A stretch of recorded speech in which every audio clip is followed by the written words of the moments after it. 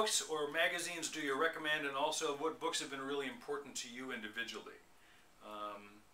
Well, first, there is a book list. There's a list. There's a syllabus with a book list at the back of the syllabus. So download the syllabus, and there's a bunch of books. Right, including Jim Adams' Conceptual Blockbusting, and probably Marty Neumeier's The Designful Company, and some other things around design and design thinking. I think if you haven't actually read The Fountainhead, we just showed you a little clip of the movie. Read The Fountainhead. It's provocative, yeah. It's a provocative book. It's really a strong, it's not a particularly well-written book, but it's a strong, strong story, and it seems to have been something that a lot of people have read, and it's sort of moved them in the direction of finding what's important to them in their vocation. Right. I know one of the questions, Bill, was what have been important. I mean, that was an important book for you. Are there other books that have been important to us along the way ourselves? I know a little book I recommend a lot, we actually don't use in class, is Let Your Life Speak by Parker Palmer. He's an educational activist. It's the book of his own personal life's vocational search, and I think that's a very thoughtful book. It's small, so it's a short read. Yeah, and if someone was looking for probably the quintessential book about the first journey in life, Hemingway's The Sun Also Rises was a hugely powerful book for me. It was kind of the 20s version of Jack Kerouac's On the Road. Right. So the Beat Generation authors, Kerouac, Kesey, those guys, and then almost anything by Hemingway will evoke a sense of wanting to go out and do something exciting in the world. Right. And again, and if you start dabbling into the vocational stuff, I mean, whether it's work by, the dock worker, we'll come back to it later. Studs Terkel. Studs Terkel's book on work. Paul Bronson, a Stanford graduate's work, very good book on, why do you do what you do? Yeah, that's a good one. Interviewing a lot of people, a lot of storytelling in that. So I think there are a lot of different things you could read, and a fair number of those are actually on the reading list on the syllabus. Okay, some questions about, let's see, can we contact you after class? Well, absolutely. Dave has stated a number of times that he has, once you had a class from him, you have lifetime office hours. I would make pretty much the same promise. Almost. Anytime you know how to find us. Our emails will probably be the same 10 years from now. So if this kind of work comes up and there's a question and you want to just run it by somebody, contact us. Yeah. But also, what's fun to hear back from people is if you've had a little breakthrough, or how you doing? You've had a success, or you've had a problem and got you stuck, and then it's kind of you've resolved it. It's really interesting to hear how you're doing, right? Yeah. And to hear the story.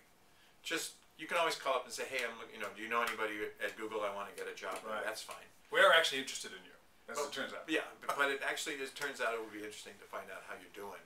Yep. As much as it is what we could do for you. Yeah, and you'll probably hear from us because we'll keep asking for surveys and stuff. So, that's perfectly fair for you to ask for things back. On that, is there a way to stay connected to our resources online? Short answer is yes, particularly after we create them. Yes. You may have noticed we use CourseWorks throughout the course this time. It's the pilot.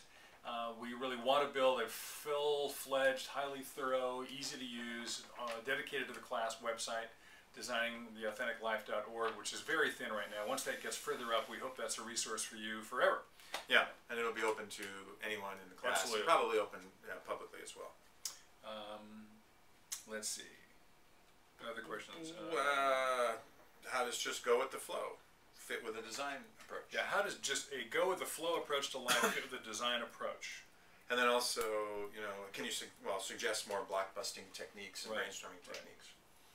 On the brainstorming and blockbusting techniques, I think one of the books, if it's not on the reading list, is a book called Thinker Toys. Right.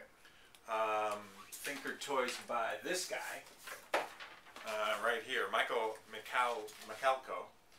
And it's just stocked full of really interesting ideas. If you're ever in a company setting or you just want to do a brainstorm with a bunch of friends and you're looking for new ways to do it, there's probably 100, 150 ideas in this book.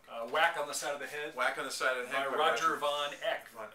O-E-C-H. Von O-E-C-H. Got a PhD in creativity from Stanford, a self-defined major. Yeah.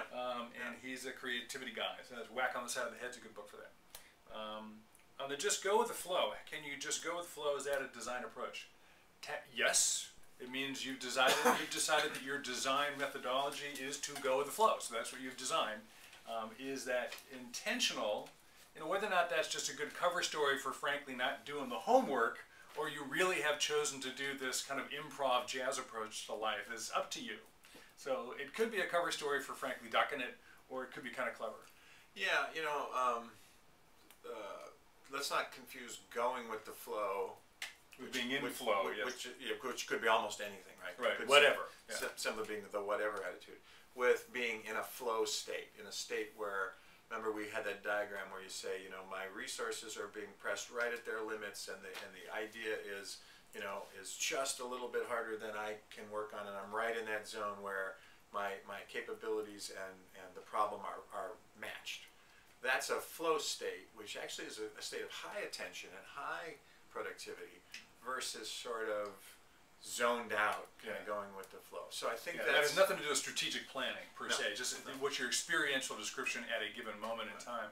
The sweet spot I think we're advocating for in the course is, clearly we're trying to tell you, look, there's not just one right answer to your life. You're not an algorithm to be optimized so you can release that, but by no means fall all the way over to whatever. It doesn't matter. You can do anything. As long as you're prototyping, you're cool. I don't think we're going there either. Your life really does matter. These choices really do matter, but they're not exclusive. So finding that point of a degree of intention that is creative, but also is learning and responsive to the unexpected, so you're adaptive, is a real art, and you're just going to have to practice that. Yeah. It really is artful. Okay.